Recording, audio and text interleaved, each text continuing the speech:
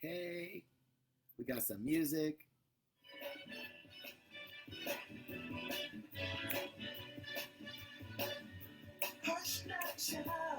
What? Yeah, maybe.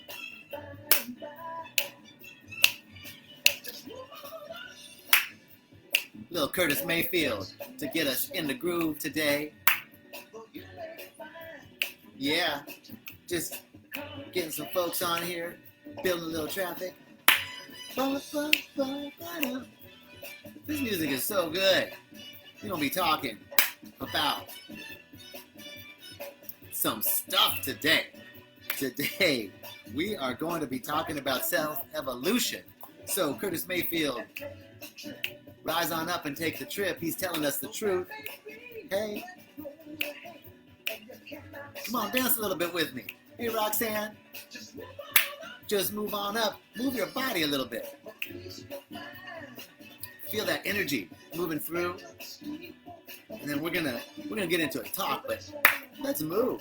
Hey. Just hush now, child. What? Don't cry. What kind of funky dance moves you got? Huh? Show me. All right. We're gonna do this now. Let's see here. Yes. All right. We're gonna get into it now. All right. So we got a little dance, we got a little groove. Thank you all for joining. I had to get my phone set up because sometimes I don't see all of the comments. But hey, Vicky, hey, Roxanne, hey, Krista, thank you all, Colby, hey, Rachel, Allison. If I missed anybody, sometimes I don't see all the names that are up, but thank you for joining. Here we are today for Walking the Path. Today's topic is self-evolution. So Curtis Mayfield was great to bring us in. Rise on up, move on up, move on up. And, today's topic, self-evolution, is the truth of all of life. All of life is expanding. All of life. Amanda, hey. Wendy, hey. All of life is unfolding. All of life is expanding. The nature of everything is expansive. It's a spiritual principle, and what we can find in spiritual principle is we can find the truth of it in the expression. We can find the truth of it in nature. Nature is our teacher. Our nature is, human nature is nature. So if we want to look and say, well, how do you know that the universe is expansive? How do you know that the nature of life is progressive and evolutionary? We just look at plants, at a seed. We're going to be talking about the seed analogy a lot today. But inside the seed, everything is contained, and it moves from smaller existence to greater being. So the nature of life is evolutionary. It's progressive and it's expansive, and therefore we are evolutionary. And we can choose not to be. We can choose to capitulate into a smaller way of being. We can choose to stay stuck in our lower vibrational frequencies. Nothing wrong with that. It's our choice. That's why the nature of the universe is loving, because we can do whatever we want to with this gift of life. So we could choose to just hang out in material comfort. That's a possibility, and that's a take. You can take this life and do that with it. But what we're interested in, what you're interested in, is evolution. You're interested in expansion. You're interested in growth. Otherwise, you wouldn't be tuning into this talk. You wouldn't be interested in Rythmia. You are interested in something expansive, about expanding yourself and about self-evolution. So self-evolution focuses on two principles that I want to talk about and requires both love and discipline. Love and discipline. So the talk today is self-evolution, and the subtitle is love and discipline. And it's brought to you by, remember Sesame Street? Today is brought to you by the letters W, T, and F. And by the number 12, right? Whatever it was, I can't remember. But I remember Sesame Street. That was cool. So today's talk, Love and Discipline, Self-Evolution, subtitle Love and Discipline, is brought to you by the two principles. Everything is unfolding in divine perfection, and we are undivided from the source. I got to tell you this funny story. I write frequently on my I have like either I have mirrors and I get this special marker that I can write on the mirrors, or I have a piece of paper that I put up in my room and a quote comes up or something that I like or a passage or an idea and I write it, and I generally have this big board of statements, and sometimes I just look at the board and it's like you're filling your mind with all these beautiful affirmations and intentions and affirmative statements, and they're all there and you keep going back to them. So when I do this and I get a new piece of paper, I always write in the center of it, everything is unfolding in divine perfection.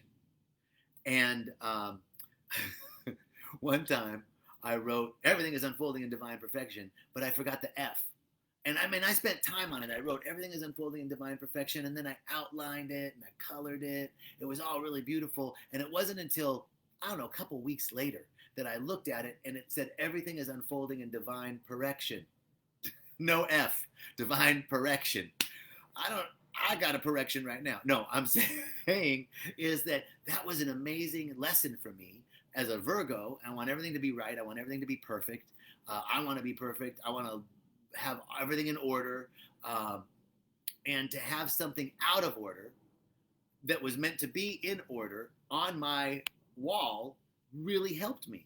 Because even though I misspelled it, it was absolutely perfect because I could now relate to this. I related it to some folks at Rythmia when I was teaching the opening class on Mondays, that everything is unfolding in divine perfection. Everything, so the principle is everything is unfolding in divine perfection, no matter what the appearance is, no matter what the circumstance, no matter what the outer effects or conditions tell us. So we can look at anything in our lives. We know we've all had moments of our lives when it looked like it was bad and it ended up being good. We've all had that. We've all had that moment. So I can look at so many situations. We can find the blessing in the pearl. Look at your own life. How many times did you go through something? And if you would have known what you had to go through to get to the other side, you would have never wanted to do it. You would have turned the other way. But you didn't know, and you went through it, and it was painful, and there was suffering. But on the other side of it, pearls of wisdom, insight, revelation, refinement. It was a refining of yourself and your soul. So we know that everything really is unfolding in divine perfection. There's a common statement that says, there's a silver lining to every cloud. That's an indication of that principle. That even though it appears to be cloudy, there's something good emerging. There's something good that is seeking to emerge. And we're going to talk about the law of emergence.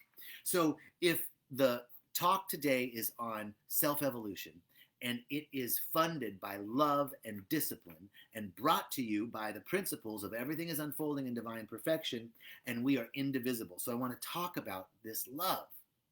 Love. We have to love ourselves. Love is an action. Love is a verb, right? And so when we're talking about love is first for oneself. We must love, we must have a sense of love. We must love ourselves enough to take care of our needs, our mental, spiritual, and emotional and physical needs before we can love another. Otherwise, it's codependent. If I'm taking care of somebody else's needs before mine, then I am in a codependent situation because I've placed someone else more important than me. I've placed someone else or something else on a pedestal. Now, it's not to say that it's not the reverse, that I'm more important than everybody, but in order for me to be loving, I must take care of myself. So the key here is the intention. If my intention is to me first, fuck everybody else, then that's not loving. That's an intention for self-aggrandizement and self-centeredness. But if my intention is to be loving, and I recognize that in order for me to be loving, I've got to make sure my needs are taken care of. I can't pour from an empty cup, right? So I've got to make sure my needs are taken care of. That's self-love. Therefore, all love is self-love. I can't love another unless I have enough love for myself to make sure that my mental, spiritual, emotional, and physical needs are met. I love M. Scott Peck's book, The Road Less Traveled. And he has a beautiful definition of love, which is love is the extension of oneself, primarily. You have to extend yourself. Love is an extension. I want to extend myself. Even if it's for myself, I have to grow. I have to self-evolve. So self-evolution, the idea of evolving itself is self-love. It's an extension. It's an expansion. Love is an expansion. Love is an extension of myself for my own and another's spiritual, mental, and physical well-being. First, my own. So the action of self-evolution begins with self-love. Love is an action. The act of loving is self-evolving. I can't expand towards another to love them if I don't love myself. And the act of expansion is breaking through my own barriers, breaking through my own limitations. Therefore, love is possibility. Love is possibility. Love includes an intention and an action and a choice. I have to intend to be loving, right? I can't, if I'm just taking care of myself because I want to take care of myself, that's not loving. So I have to have the intention to be loving. And love is an action. I have to extend myself beyond my current paradigm, beyond my current understanding in order to be loving. And then love is a choice. We have free will. I have to want to be loving. I don't have to be loving. I have to want to be loving. But not just I would like to be loving. There's an intentionality about it. It's the difference between saying, I would like to have some chocolate ice cream tonight, or I will have some chocolate ice cream tonight. There's a big difference in I would like to and I will. So love is a will. Love is a choice. Intention, action, and choice for your own and another's spiritual, mental, and physical well-being. This is the act of loving. This is the act of self-evolution. So if all love is primarily self-love, you know what? I haven't looked at any of these comments, but I'm seeing lots of people coming in. Thank you all. So I'm just going to say thank you. And if you have questions or comments, bring them on. But I can see so many people coming in. Thank you, thank you, thank you. So if all love is self-love primarily, then now we can say, look at what's going on in the world. There is a lot going on. Man, I heard an article the other day on NPR. I heard a news story saying that there are increased rates of chipped teeth at dentist office because there's so much anxiety out in the world. COVID and the election and all of this stuff that's happening in our world, fires and polarization and hatred and all of the racial tensions that are going on, coming to the forefront.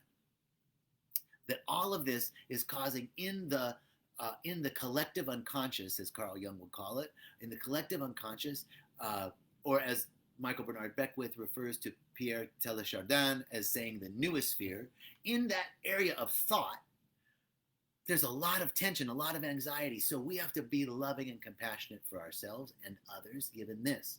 Now, right now, you're also, I guarantee it, if you're watching this and you're interested in things like this, you're going through a big spiritual expansion right now. You're going through a lot of spiritual growth. So you've got to be compassionate with yourself. It's hard work. It's, the Buddha suffered. Buddha suffered. And Christ was joyful. And M. Scott Peck in his book says, the Buddhists forget about Buddha's suffering. They only focus on their joy. And the Christians forget about Christ's joy. They only focus on his suffering. So there is joy and suffering. In fact, we have to go through something. It's an extension of oneself to grow. And so there's a little bit of pain. The caterpillar has to become the butterfly, and there's struggle to get out of the chrysalis. There's something, the seed has to break through its shell, its hard outer seed coat, in order to expand. The chick has to break through its shell. There's something that has to happen. Something has to be broken through in order for us to expand. So there's a little bit of, stuff we got to go through. Now, the recognition of that is the easing of that pain. And so be gentle with yourself. You're going through a spiritual expansion right now on the planet. There's a huge spiritual expansion, and you yourself are part of that. And as outside, so within, so within, so without, as above, so below, as below, so above. The natural law of correspondence from the ancient Hermetic principles. So if it's happening out there, it's happening in here. If it's happening in here, it's happening out there. So know that there's a big spiritual growth and transformation happening outside and within. So be gentle, be loving. Know that you are going through a huge expansion. And the principle here is absolute perfection. Divine correction. Everything is unfolding in divine correction. We can understand that because we've had the experience of something turning out better than we would have anticipated based on our experience. So don't get caught up in experiences. Don't get caught up in appearances or circumstance or conditions. Something more is going on than meets the eye, always. So we then have to rely on principle. And our principle is step off the hamster wheel of blame and shame and guilt and self-doubt, right? Step off that hamster wheel. How do we step off the hamster wheel? We just step off. How do we drop the rock that we're carrying that's so heavy? We just drop it, right? And we drop into principle. This last weekend, the weekend before last, I went to the mountains. And I was having a big conflict in my life. And I just went there and I was in meditation, silence for 2 days, and meditated and prayed and did yoga and connected to nature and read and wrote. And I would sit in meditation and the problem was in my mind. And I kept arguing my point and, in my head, having conversations in my head with the person I was arguing with. It was a hamster wheel. And finally, in meditation, I just had to say, I surrender all. I surrender. I have to just step off the hamster wheel. There's no cheese. There's no cheese down that. You're not advancing anywhere. You're just going around and around and around and around. So I have to step off that hamster wheel. I have to, if I'm carrying that rock and my conflict and discord in my life and my home is so heavy, how do I drop it? Drop it. You just step off. You just drop it. But you can't just drop it and say, I'm just not going to think about it. No, there has to be a corresponding principle. The principle is everything is unfolding in divine perfection, and I'm indivisible from the source. I'm indivisible. I can't be separate from that which has all the power in the world. All the power. I was listening to a Satguru talk the other day, and he was saying, within you, and this was so rich, within you, there is a power that can convert food into human bones and tissue. If I told you that there was this magical organism that could take meat and potatoes or vegan food or vegetarian food, whatever it is, can take vegetables and potatoes and rice and turn it into flesh and bone and organ and consciousness, you would say, that's a miracle. Well, that's inside of you. That's inside of me. It's happening unconsciously. So if we want to step off the hamster wheel, we need only turn to the truth that within us is a power that is so magical, so powerful, so alchemical, that it can transmute base things into consciousness. And it's inside of you. Wow. So all we got to do is now consciously tap into that. That's how I can say everything is unfolding in divine perfection. And principle number 2, I'm undivided from the source. I'm indivisible from the source of all of life, from the source of all of power, indivisible from it. So if that's the truth, then I can step off the hamster wheel and I can drop the rock because I know that it is unfolding in divine perfection and I am undivided from the source that is spinning planets without human compulsion. If that source that brought us this far, that brought you this far on your spiritual journey, that has led you and guided you, think back of all the times you've been nudged in one way and things have really turned out for the best. If that power, if that source brought you here, trust in it to take you the rest of the way. That's what I had to do. That's how we can step off the hamster wheel. Okay, so those are the principles. So how do we step off? How do we drop? We surrender. Because of principle, we go back to principle. Another principle is that everything that is happening for us. It's here to reveal something that's seeking to be healed. It's seeking to be brought to the light. That's what we say at Rythmia, that everything that it's coming is going. What's coming up is going. It's coming up to be healed so it can be released. So we can relax. I can drop that hamster wheel and I can get clear. How do I get clear? By stopping the hamster wheel and stopping the pain and suffering from carrying the rock so that I can hear that still small voice that is neither still nor small. It's neither still nor small. We just are ignoring it most of the time. How often do you hear that voice and ignore it? I do a lot. And it's okay. Sometimes we go, yeah, I know I shouldn't watch that tonight. It'd be better if I didn't turn on Netflix and I meditated. But you know what? I'm going to watch Netflix. It's okay. That goes back to what we were talking about earlier. Be gentle with yourself. However, we are now moving into this truth that that everything is our perfect curriculum, right?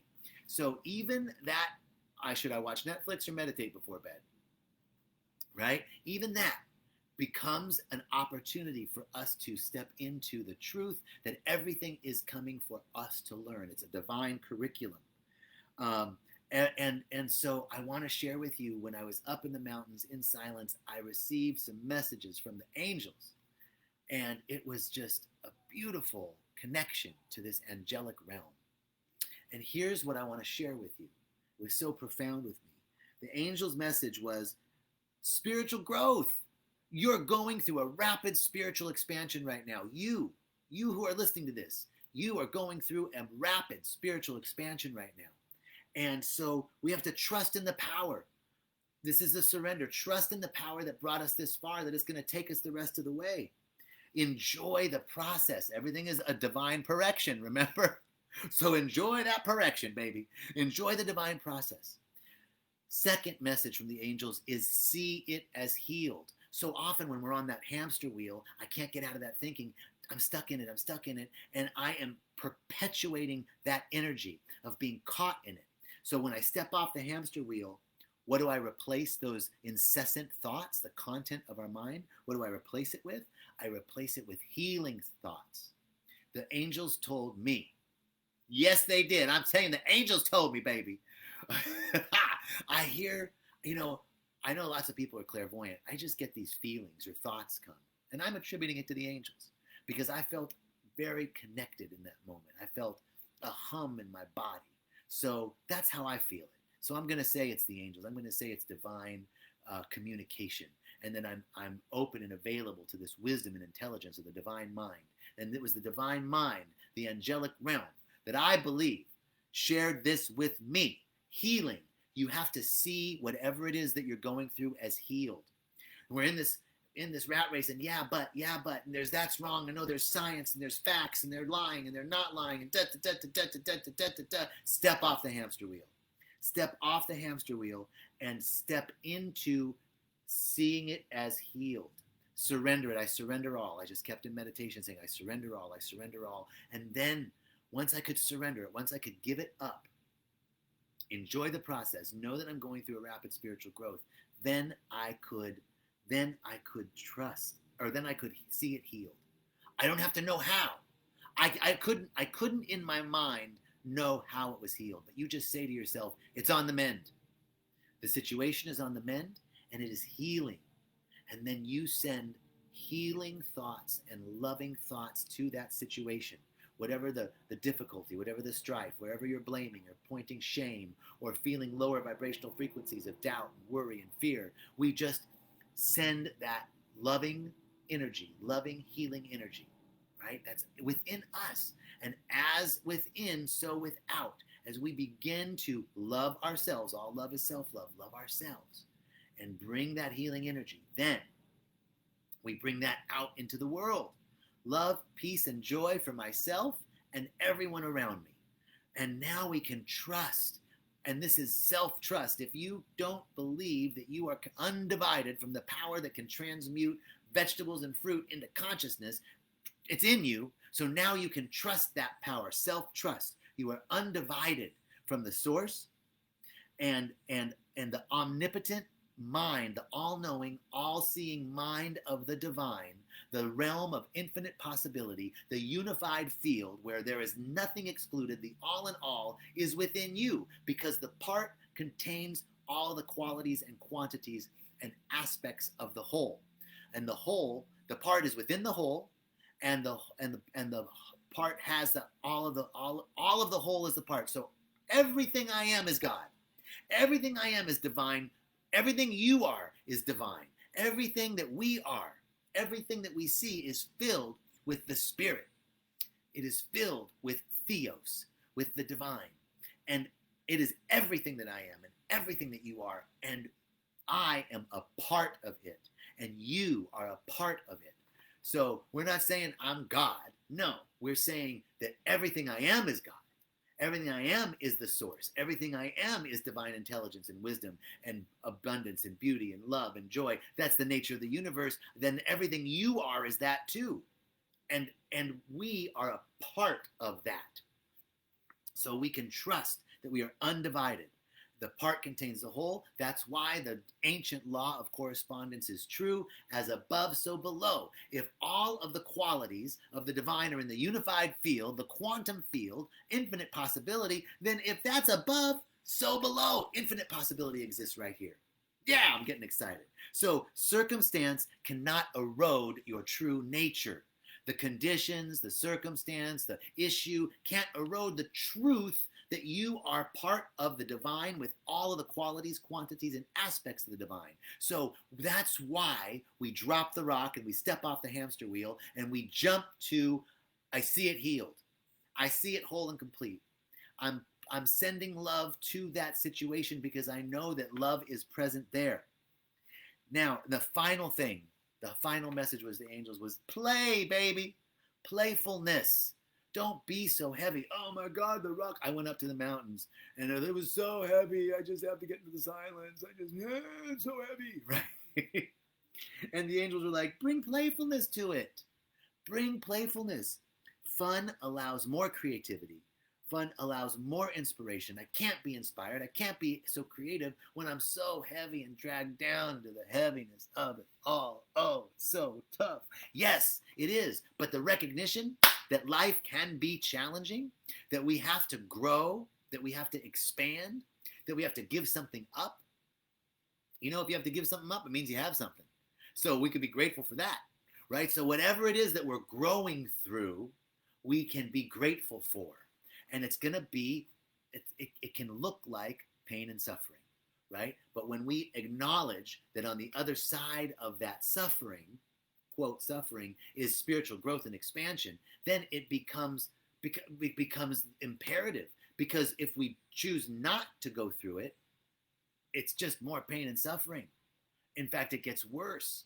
And we try to alleviate the pain and suffering. This is what Buddha's saying. We try and relieve the pain and suffering with numbing ourselves with the effects of the material world, and whenever we come out of it, guess what? More pain and suffering. So we might as well face into it, not shirk from it. Face into it and trust in the power that made all the mountains, that made all the sea. Trust in the power that brought you and me here, because we didn't create ourselves. Trust in the power that has the whole oak tree and the acorn. Trust in that power, and we can be playful now. We can be playful. And it's okay if we're feeling heavy. We just intend that playfulness. Now, so remember the talk is love and discipline. I'm going to hit the discipline really quickly. So discipline then becomes our spiritual practice. Discipline then becomes, I got to hold it in love, but I can't let my mind dominate me. I have to be disciplined to go to principle. I have to be disciplined to catch myself. How do we be disciplined? Same old spiritual practices you already know. Meditation, affirmative prayer and affirmation, fellowship, sacred study, read good books, fellowship, being in community with people who are on the same path, and being open to those who aren't. Yes, being open to those who aren't. And we pay careful attention. We have to be good stewards. We have to be really good husbands and wives to our mental thoughts. Otherwise, they are powerful beings. You know, I get caught in my head. Woo! It's a nasty place to be in those conversations I have with those people that I'm having an argument with, and then you feel that energy. Those thoughts create an energy within the body. It's like a possession, right? You're being possessed. I'm being possessed by these negative thoughts, and you can just feel it coming up in the body. That's why we step off the hamster wheel. We drop the rock, but we have to be disciplined to do it. So love and discipline, and we have to keep returning to principle. Keep surrendering, and clarity will emerge, right? How do we know that clarity will emerge?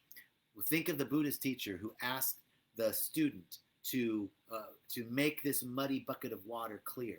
And the student kept trying to push the mud down. And every time he tried to push the mud down in the water, it just made it come up again, right? Finally, the student sat, not knowing what to do. He just sat there. He was like, what do I do? I don't know how to make this clear. And soon, the water clarified. So, sitting in the silence, taking walks, connecting with nature, not talking about it. Every time we have to be disciplined that every time that hamster wheel of thought stops, we don't have to know the answer. So stop looking for it. Drop it. Drop the rock. Get off the hamster wheel. Surrender. Go to principle. That's being disciplined. And the more we can lean into the discipline, the more joy and playfulness and love can emerge through this discipline, through letting things clear. The discipline to sit with what your shit and let it sink, right? Thoughts are powerful beings, and we have to be disciplined with our, not be run by our thoughts, but be disciplined enough to put them aside. And so, we must believe. Look, somebody told me a long time ago, believe 10% of what you think. Believe 10%, because the rest of it is BS. It's all sorts of interpretations. How many times in your life have you been texting or leaving a message and somebody misinterpreted what you said, and it all got out of hand, and when finally you got back to it, it was like, that's not what I meant, right? This is the same thing, right? So we just can't get caught up in the circumstance, can't get caught up in the condition, can't get caught up in the hamster wheel of a rat race of our thoughts, letting them control us in downward spiral into negative thoughts. No, we just step off. And we trust that there's a power within us already, the divine mind, the infinite possibility already exists within us, and we open up to allow that to emerge. And this is the law of emergence, that it's all here, ready for us to allow it to emerge. And this is another principle. You don't have to be all spiritual and woo-woo about this. Look at electricity. Tesla was saying, it's all free. It's all out there. We just have to create the nodes that can capture what's already there, waiting for an outlet. That's the truth. That's the truth. So if it's true with electricity, wouldn't it be true with peace and love and beauty and joy and harmony and abundance and health and prosperity and excellence and vitality? Wouldn't it be true with all the qualities that are divine? That if they're just waiting to emerge, they're waiting to be revealed. They're waiting, as Ernest Holmes quotes Robert Browning, to release the imprisoned splendor. It's waiting to be released. Here, I've talked about this before. If a tree falls in the woods and nobody's there to hear it, does it make a sound? According to the principle we're just talking about, no, because sound is a vibration and requires a receiver to be realized. Electricity requires an outlet to be expressed. Sound requires a speaker, a receiver to be expressed. And so do all the divine qualities of peace and joy and love and harmony and abundance and order and beauty and balance and excellence and creativity and inspiration. All of those things require an outlet to be expressed. And who is that outlet? You and me. And that's why we have to be disciplined. And that's why we have to return to principle. That's all it is. The discipline to the truth. To not be, the discipline to the truth, not to circumstance. Discipline to watching our thoughts, not to being caught up by them. So it's the same. I mean, these are ancient little chestnuts, right? The seed contains the rose seed, the seed of the rose bush. The entire rose bush is contained in that. And the blossom of every flower is contained in the bud. Its fullest expression is waiting to emerge. Your fullest expression, my fullest expression, is waiting to emerge. We must make ourselves open to receive them. We must make ourselves an outlet for all of that to express. So if we want peace, if we want harmony, if we want abundance, if we want health and wholeness, if we want love, we must be that very thing. We must make ourselves open for it to move through us. We do that through the discipline of returning to principle, through the discipline of being a midwife and husbands to our thoughts, and not letting our thoughts run us.